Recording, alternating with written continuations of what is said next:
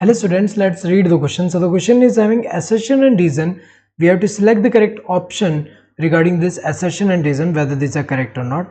So assertion is RER is rough endoplasmic reticulum. ये तो correct है क्योंकि जो RER होता है हमें पता है कि एंडोप्लाज्मिक रेटिकुलम जो है वो हम दो टाइप का कह सकते हैं. ये जो है ये वाला तो करेक्ट है.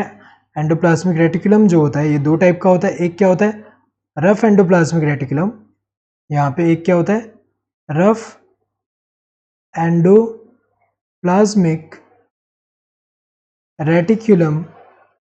रेटिकुलम.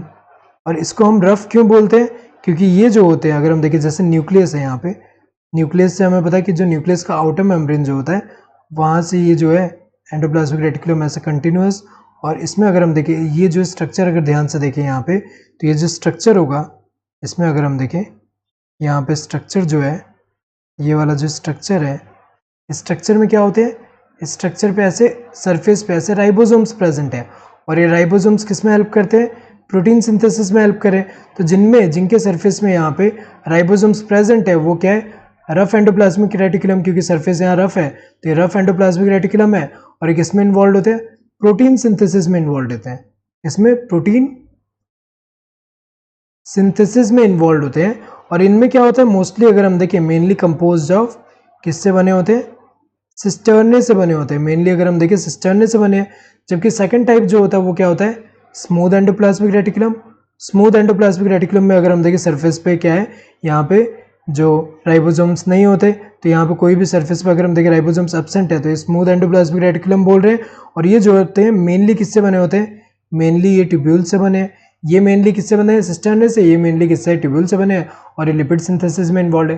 तो रफ एंडोप्लाज्मिक रेटिकुलम RER हम किसको बोलते हैं रफ एंडोप्लाज्मिक रेटिकुलम को बोलते हैं. करेक्ट है. रीजन क्या दिया है this endoplasmic reticulum bears ribosomes, ये भी करेक्ट है क्योंकि राइबोसोम्स प्रेजेंट है इसलिए सरफेस रफ है, इसलिए इसको रफ एंडोप्लाज्मिक रेटिकुलम बोलते हैं. सो दोनों करेक्ट है एंड रीजन भी करेक्ट एक्सप्लेनेशन है असर्शन का. So both the assertion and the reason are true and the reason is the correct explanation of the assertion. Correct है क्योंकि यहाँ दोनों ही करेक्ट है एंड रीजन करेक्ट एक्सप्लेनेशन है असर्शन का. Both the assertion and reason are true but the reason is not a correct explanation of assertion. गलत है क्योंकि यहाँ पे रीजन तो करेक्ट एक्सप्लेनेशन है असर्शन का. Assertion is true but reason is false. ये अगर हम देखें ये तो गलत है क्योंकि यहाँ पे दोनों ही ट्रू है. Both the assertion and reason are false गलत है क्योंकि यहाँ दोनों ही ट्रू है. Correct answer would be this first one. Hope you understood the question. Thank you and all the best.